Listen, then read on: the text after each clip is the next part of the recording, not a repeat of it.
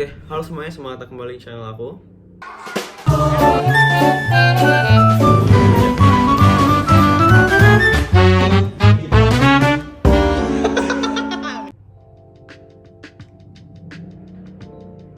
Oke, jadi kali ini aku pakai jaket nih karena aku bosan. Kemarin aku pakai jaket kuning, sekarang aku pakai jaket biasa sih. Tapi ya itu ya, paling sekarang banyak banget ya kayak tren-tren skena-skena atau stylish gitu kan, membuatku ingin mengikuti tapi kayak merasa bahwa sebenarnya nggak harus kita ikuti, nggak harus kita jalani juga, nggak harus kita ikutin alurnya. Tapi nggak apa, buat kalian yang sangat passionate, yang sangat suka banget sama hal tersebut, silahkan dicoba, silahkan dieksplor, silahkan dipelajari, dan kalian akan menemukan diri kalian di situ. Dan aku pernah merasakan hal tersebut. Aku pernah beberapa kali keluar, mungkin bisa dihitung sama jari, tapi aku pernah beberapa kali keluar dengan style-style yang mungkin bisa dibilang skena atau stylish seperti itu. Aku merasa aku mungkin keren ketika aku lihat di kaca rumah, tapi pas lihat di luar aku justru ngeliat kayak aduh kurang confident nih, aku kurang nyaman pakai outfit kayak gini.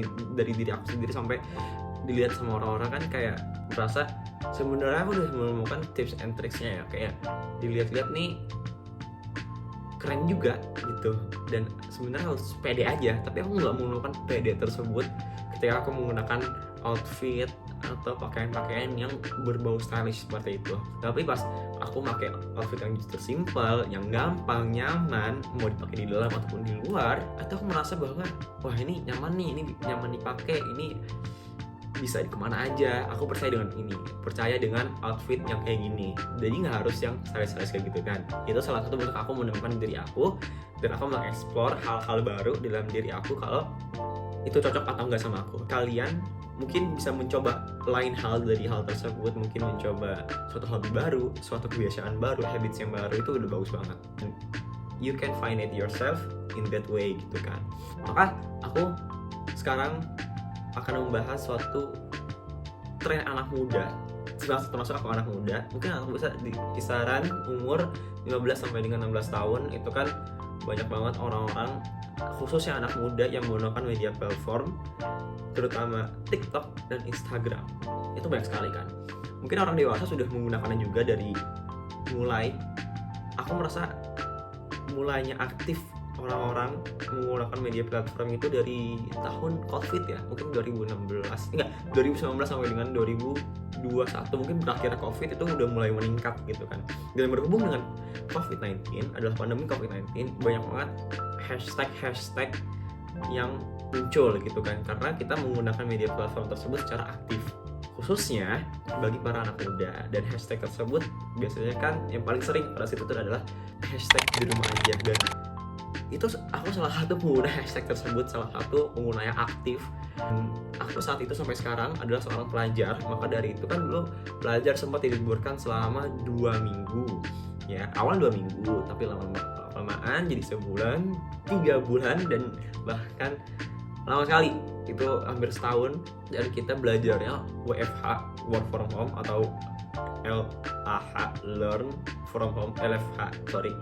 Dan itu membuat aku kalau misalnya banyak sekali hal-hal yang sebenarnya aku awalnya berpikir kalau saat itu tuh di rumah aja ngapain sih, paling tambah males, tambah mager, tambah gabut. Dan perkataan gabut, mager, kalau aku boleh jujur, mungkin saat itu juga munculnya pas saat kita lagi sedang di pandemi COVID-19. Mungkin muncul tuh kata-kata mager, gabut, atau lain-lain, istilah-istilah kata lain yang bisa kita gunakan, karena pas saat itu merasa kalau di rumah aja tuh emang ngebosenin gitu. Dan aku mengakui, tapi pas saat itu aku ngeliat kalau ternyata di rumah aja tuh ternyata enggak cuma gitu-gitu doang.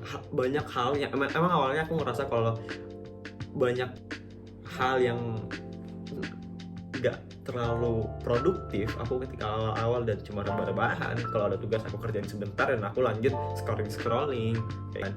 Tapi dengan berhubung aku pada saat itu adalah terjun di dunia sekolah, khususnya pondok pesantren, itu aku merasa kalau sebenarnya produktif itu dari diri kita sendiri, betul kan?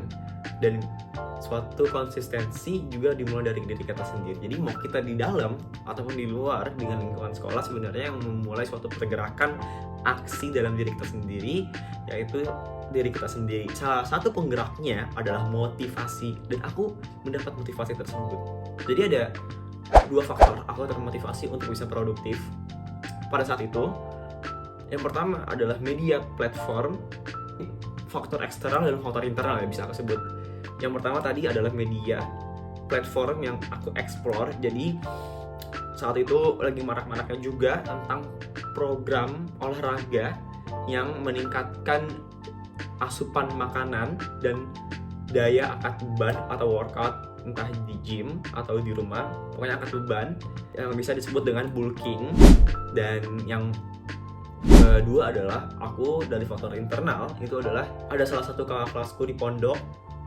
Dia mempunyai suatu impian dan pencapaian harapan yang tinggi dan sekarang kecapai. Pada saat itu aku yakin kalau itu salah satu pendorongku juga. Jadi mungkin kita membutuhkan motivasi untuk awal kita melakukan aksi, tapi sebenarnya memang itu yang dibutuhkan. Tapi motivasi itu nggak harus terus kita burn out. Kalau kita udah ngerasa motivasi, kita butuh motivasi lagi. Sebenarnya nggak harus kayak gitu. Sebenarnya kita cukup motivasi, aksi. Selang beberapa waktu mungkin kita konsisten 3 bulan sampai dengan 5 bulan kita konsisten, kita nggak ada motivasi, kita boleh mengasupan motivasi tersebut dalam diri kita. Dan itu harus ya sudah menjadi suatu kebiasaan ketika 3 bulan sampai dengan 5 bulan. Tidak perlu motivasi. Mungkin awal-awal tinggal apa ya butuh motivasi, tapi ketika motivasi menjadi keseringan, menjadi suatu mood, justru itu yang nggak membuat kita produktif. Seperti itu. Oke, karena waktunya udah cukup lama, aku cukupkan sampai sini aja dulu untuk episode berbicara sharing-sharing kita tentang diri aku. Dan buat kalian juga ini diakhiri dulu. Buat kalian, terima kasih yang sudah menonton. Jangan lupa untuk terus membagikan pengalaman-pengalaman menarik kalian di kolom komentar, karena aku ingin mengetahui juga tentang hal-hal yang terjadi dalam hidup kalian, apa saja yang baru kalian alami. Dan jangan lupa untuk terus ikutin video-video aku. Jangan lupa like, comment, dan share ke teman-teman kalian. Terima kasih yang sudah menonton.